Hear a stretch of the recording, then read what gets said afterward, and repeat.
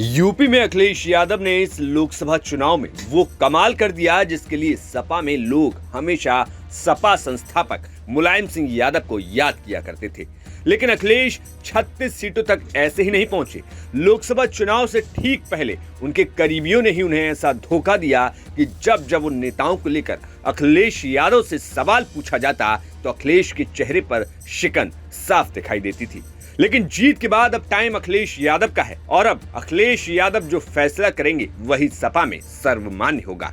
लेकिन अखिलेश के फैसले को लेकर अब सपा के ही कई विधायकों की सांसें अटक गई हैं, क्योंकि अखिलेश अब ऐसा फैसला करने की तैयारी में है जिसके बाद सपा के बागी विधायकों को अपनी विधायकी से हाथ धोना पड़ सकता है और प्रदेश में 1.5 दर्जन के करीब सीटों पर फिर से विधानसभा उपचुनाव हो सकते हैं। जी हां, जहां एक तरफ लोकसभा में सभी पार्टियों के कई नेता सांसद बनकर पहुंचे, तो वहीं अखिलेश यादव भी अपने बागी विधायकों को बर्खास्त करने की तैयारी में है। बता दें कि लोकसभा चुनाव में सांसद बने इस बार 9 सीटों पर विधायकों की 9 सीटों पर उपचुनाव है, जिसमें 4 सपा, 3 भाजपा, 1 रालोद और 1 निषाद पार्टी की सीट है। विधानसभा के तौर पर देखें तो फूलपुर के भाजपा विधायक प्रवीण पटेल फूलपुर लोकसभा सीट पर जीते हैं। वहीं अलीगढ़ की खैर सीट से भाजपा विधायक और प्रदेश सरकार में मंत्री अनूप प्रधान वाल्मीकि ने हाथरस लोकसभा सीट से चुनाव जीता है। गाजियाबाद से भाजपा विधायक अतुल गर्ग ने गाजियाबाद लोकसभा सीट पर जीत दर्ज की है। निषाद पार्टी के मंजनवा से विधायक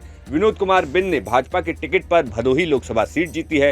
रालोद के मीरापुर से विधायक चंदन चौहान बिजनौर से सांसद बन गए हैं, तो वहीं समाजवादी पार्टी की मिल्कीपुर से विधायक अवधेश प्रसाद फैजाबाद लोकसभा सीट से सांसद हो गए हैं।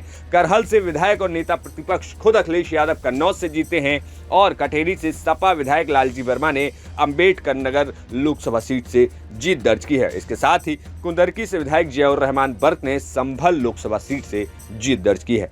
अब देखें तो यदि अखिलेश विधानसभा से त्यागपत्र न देकर नेता प्रतिपक्ष बने रहते हैं तो फिर कन्नौज लोकसभा सीट का उपचुनाव नहीं होगा। इस उपचुनाव में अब विपक्षी गठबंधन एनडीए और इंडिया दोनों ही जुटेंगे, जहां सपा की भी सीटें जीतकर ये संदेश देने की कोशिश करेगी कि प्रदेश में अभी भी उसकी स्थिति पहले से मजबूत है। भाजपा की नजर खासकर रामनगरी अयोध्या की मिल्कीपुर सीट पर रहेगी, जहां जीतकर वह फैजाबाद लोकसभा सीट की हार का बदला लेने की कोशिश करेगी। वहीं सपा भी भाजपा की सीट जीतकर एक संदेश देने की कोशिश करेगी कि प्रदेश में अब भाजपा कमजोर हो चुकी है। यही वजह है कि पार्टी अभी इन सीटों पर मजबूत प्रत्याशी की तलाश में जुट गई है। वहीं दूसरी तरफ अखिलेश यादव चुनाव के वक्त सपा के खिलाफ बगावत करने वाले विधायकों की घर वापसी के मूड में नहीं है।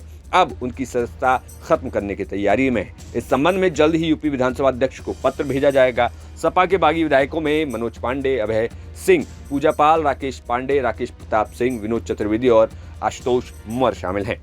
इसमें से अधिकांश ने राज्यसभा चुनाव में भाजपा के पक्ष में क्रॉस वोटिंग की थी। लोकसभा चुनाव के दौरान कुछ विधायक भाजपा में शामिल हो गए। अब नतीजे आए तो भाजपा के साथ साथ इन विधायकों को भी झटका लगा है, क्योंकि भाजपा को उम्मीद के मुताबिक वोट नहीं दिलवा पाए। इस बीच इन विधायकों की घर वापसी की चर्चा शुरू हुई तो अखिलेश यादव ने अब सिरे से नकार दिया है। फिलहाल देखना होगा कि यूपी में इन सभी सीटों पर उपचुनाव होता है तो क्या कुछ असर 2027 के समीकरण पर देखने को मिलते हैं। Bureau report, news nation.